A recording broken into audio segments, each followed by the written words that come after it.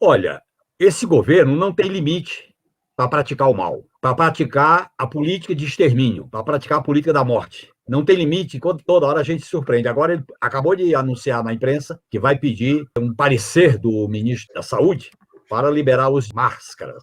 Quer dizer, não tem limite. Agora, um governo que não tem limite, ele está destinado a cair. Não tem como ficar. Mais cedo ou mais tarde, isso não segura. Ele já é reprovado pela maioria da população, ele tem um exército de protofascistas mobilizados e ele tem mais ou menos um quarto da população. Portanto, ele está consolidando os fiéis, os apaixonados, os irracionais para uma política de extermínio, porque o projeto dele é a destruição, é o caos, é a catástrofe. Na medida em que ele salva os banqueiros, salva os monopólios, salva o agronegócio, compromete a soberania nacional e atende aqueles que estão lucrando cada vez mais. Portanto, ele constrói uma razão de destruir. É um destruidor, não só de esperança, de cultura, do meio ambiente, de vidas, de empregos, de comida, mas também é um destruidor em relação ao futuro, é um exterminador do futuro.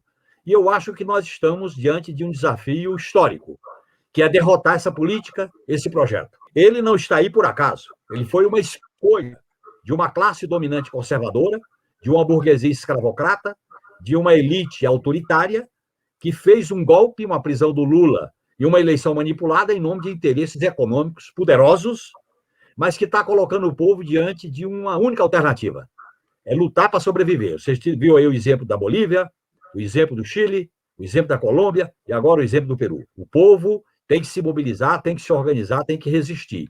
E aqui nós fizemos no dia 29 de maio, vamos fazer no dia 19 de junho. O Lula teve uma grande vitória, que foi a recuperação dos seus direitos políticos. E o Lula, que ainda não é o candidato, até porque nesse momento a prioridade não é a campanha, ele é um fator decisivo para essa articulação popular de construir um futuro para o país. Um futuro popular, um futuro democrático, radicalmente democrático, um futuro libertador, um futuro de direitos, de soberania, para a gente derrotar esta política da maldade, da morte, da escuridão que está em curso no país. E não tem limite, viu, companheiro? Não tem limite. Cada dia a gente surpreende mais com as atrocidades, com as barbaridades, com o anormal cada vez pior.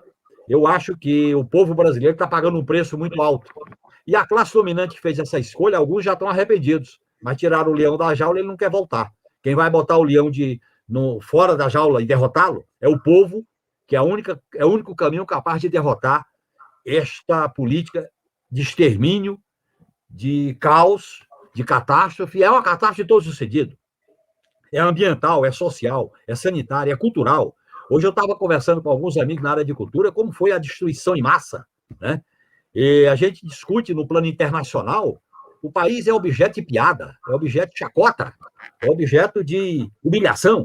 Então, eu acho que isso aí vai ter que ser derrotado. Primeiro, porque é uma necessidade.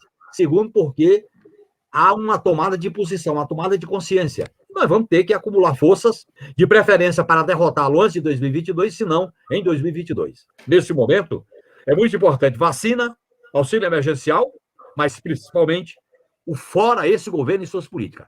Acabar com esse governo é a tarefa central das forças de esquerda, das forças progressistas nesse momento.